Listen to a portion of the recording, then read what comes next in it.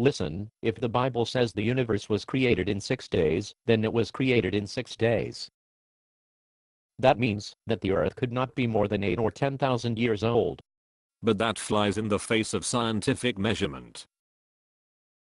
How do you explain the blue galaxies? What blue galaxies? They are galaxies discovered on the other side of the universe. The light we see from them in the big telescopes was emitted over 16 billion years ago.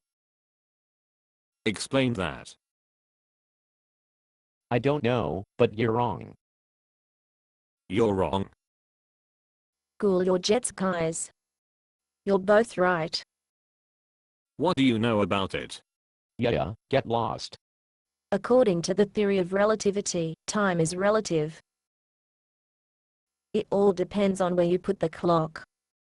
What clock? What is she talking about? What are you talking about? According to the formula E=mc². Time is inversely proportional to the gravity applied to it. Therefore, while billions years may have ticked off in a relatively small gravity-like planet Earth, back at the beginning of time, when all the stars in the universe were packed into one big ball, if you could put a clock there, only 7 days would have ticked off by now. It's a moot point anyway, since the speed of light has been slowing down as we move away from the center of the universe. We don't really know how long it took the light from the blue galaxies to get here. I knew that. Me too. So, you see, it's possible that the Lord created all the species through evolution. So, what you're saying is, I can believe in evolution and be a Christian too? Sounds good. Only if you ignore the fossil record. What do you know about it? Yeah, get lost. The biggest problem with the theory of evolution is written in Charles Darwin's own book, The Origin of the Species. He said that there is no proof of transitional forms in the fossil record. The fossil record.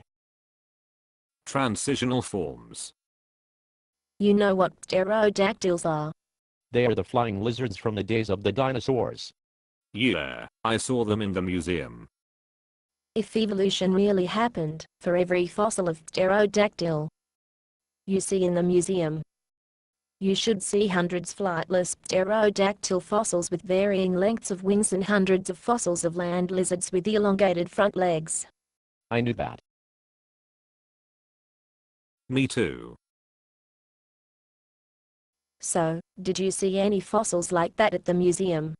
Of course I didn't see any flightless pterodactyls. There's no way they could defend themselves. They would be eaten by the other dinner. Oh. See? I knew you were wrong about evolution. Me? It was your idea in the first place. Professor. Yes? We are finally getting somewhere on my experiment. You mean the simulation of evolution? Yes. I have 1,000 monkeys in the lab, pounding at random on 1,000 typewriters, hoping that by chance one of them will write a Shakespeare play by accident. If the experiment is successful, it would prove that all the species of the world were created by pure chance. And now, after 2.5 years, we are finally getting some results. To be, or not to be. That is the Jesorgenplet. I'm not impressed.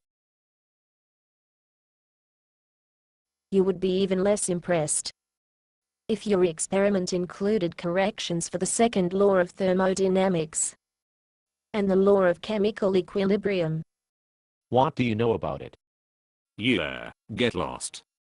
The second law of thermodynamics and the law of chemical equilibrium state that the universe always goes from order to disorder, from high energy to low energy, from complexity to simplicity.